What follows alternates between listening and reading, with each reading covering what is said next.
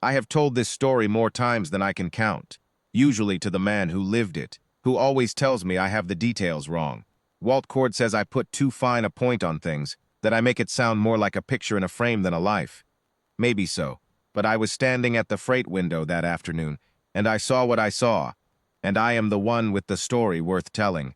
It was the third week of October, a Thursday, and the rain had been coming down since before first light. Not a gentle rain, the kind that finds the gap in your collar and follows it all the way to your boots. The noon train had come and gone, and the only passenger it left behind was a woman I had never seen, medium height, dark coat, one large trunk. She had dragged herself off the platform and set under the depot's narrow eave. She stood there looking at the wet street like she was doing a sum in her head.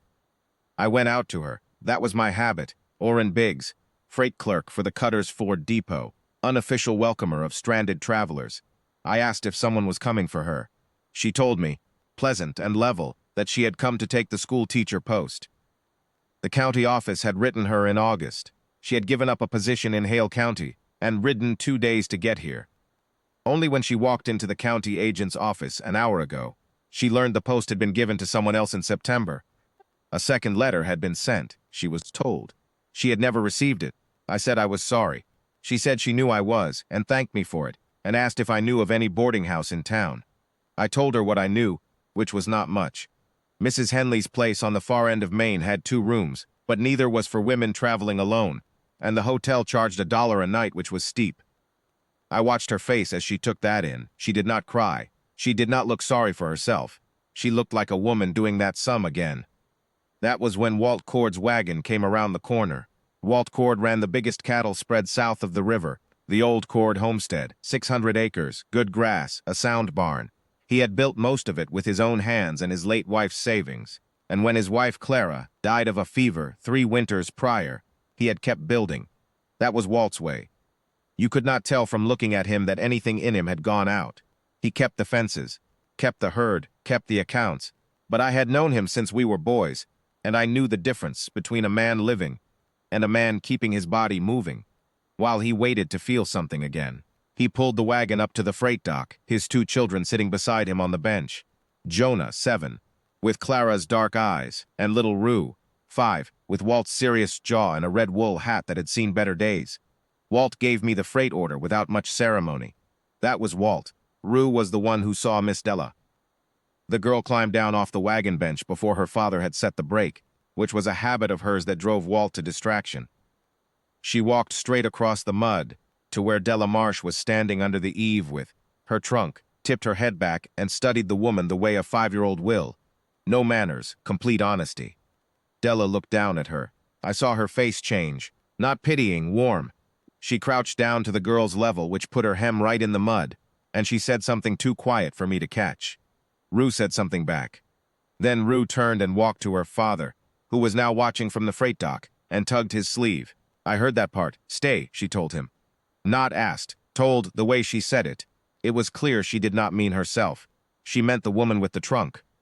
Walt looked at his daughter. He looked at Della Marsh. I could see him working through something, a man who prided himself on not taking in strays because he had enough to carry.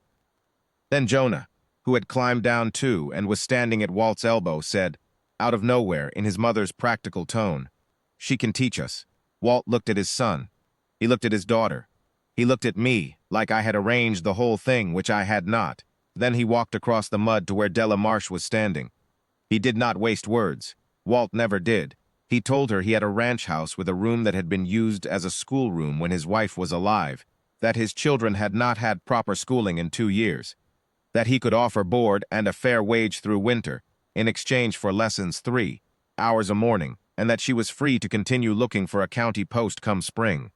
He said it the same way he read a freight bill, flat, no ornament. He was not trying to charm her. He was doing a sum of his own. Della Marsh looked at him for a moment. Then she looked at Rue, who was standing at her father's side with both hands in her coat pockets, and an expression that said the matter was already settled. Then she said, all right, she would try it for a month, and they would both decide from there. Walt picked up her trunk and put it in the wagon.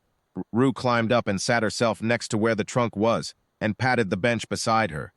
And that was how it started. I know what you are expecting me to say next. that Walt fell for her the first week, that they were saying tender things by the fire before the month was out. That was not how it went. Walt Cord was not a man for quick feelings. He was a man who had lost the person he had built his whole life beside, and the part of him that knew how to reach for something had gone very quiet. He treated Della Marsh with the same decent respect he gave every person on his land. Fair, correct, no more. But Rue and Jonah, those two were a different matter. Jonah took to her lessons inside the first week. He was bright and had been running loose intellectually for 2 years and having a teacher who gave him real work, long sums, maps, passages to read aloud, settled him in a way Walt had not known how to do on his own. Jonah started eating faster at supper so he could ask his questions before the lamp went low. Rue was simpler than that. She had decided. There was nothing to explain about it. She sat beside Della at every meal she could engineer, followed her between the schoolroom and the kitchen, and fell asleep one evening, with her head on Della's arm, while Della was reading to her by the fire. Walt carried the girl to bed and came back and stood in the doorway of the front room for a moment, looking at the chair where they had been. He did not say anything. He went to bed, but I heard about it later. Walt told me, months after, that was the night he first noticed she was there. Really noticed.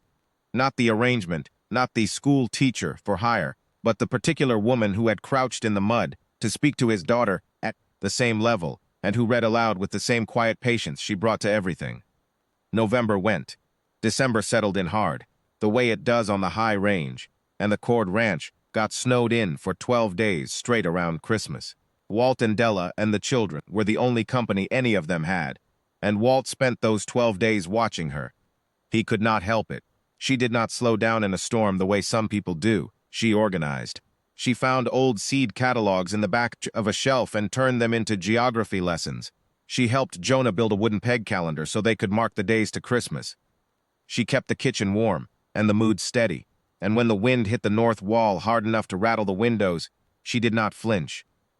There was one evening in that stretch, the 9th day, when the storm was loudest, and the lamp was burning low on oil, and Walt read the freight accounts at the table while Della helped Jonah with his arithmetic, and Rue sat on the floor with a rag doll pressing its felt ears flat in a way she found satisfying. Walt set his pencil down at some point and just looked at the three of them. The lamp's circle holding them all in it, the wind going at the roof, and whatever was happening in him in that moment, he did not name it. He picked his pencil back up, but I know about it because he told me later, and he said the word he would put on it, if pressed, was home. The 12 days broke on the 27th of December, and Walt rode out to check the herd, and the first thing he did when he came back was tell her the south pasture fence had held. He said it like news she was owed. She said she was glad to hear it. He nodded and went to hang up his coat, and then he stopped in the hall and turned back and said, and I know he would dispute my exact wording here. He said he wanted her to know she was welcome to stay past spring if she chose to. She said she would think on it. She thought on it all of January. What she was thinking, she told me later herself, was whether what she felt was real or whether it was the way warmth feels when you have been cold long enough, borrowed, and temporary. She had been let down by a promise once already. She was not going to walk into another arrangement with her eyes not fully open. Walt seemed to understand in his way that she was working through something.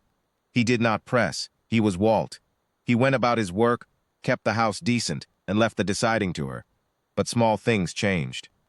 He started waiting to eat until she came to the table instead of starting without her. He brought in extra wood and stacked it close to the door she used.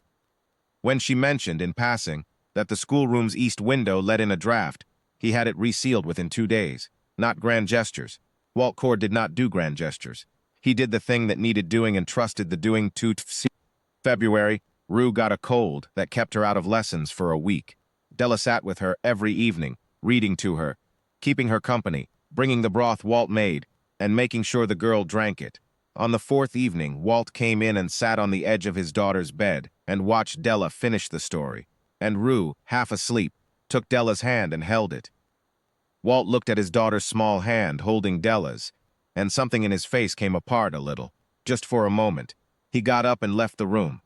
Della found him at the kitchen table a few minutes later, his hands around a cup of cold coffee.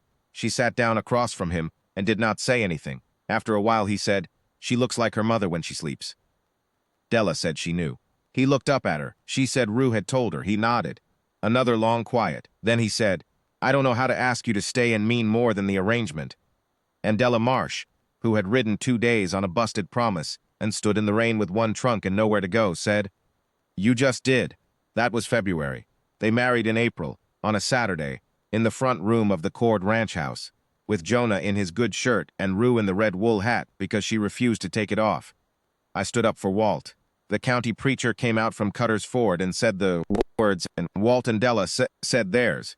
And then Rue climbed up on a chair and put her arms around Della's neck, and that was the whole ceremony, as far as I was concerned.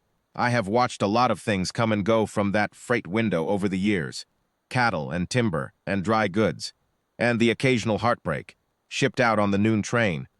But I have never seen anything arrive quite like Della Marsh arrived. That October afternoon, one trunk and a ruined teaching post and no plan, standing in the rain like she was doing a sum. She just had not gotten to the answer yet. Turned out the answer was 600 acres, 2 bright children, and a man who stacked wood by the door you used and trusted the doing to speak. Walt Cord does not call that a love story. He calls it a Thursday. I call it the best freight I ever watched come off that train.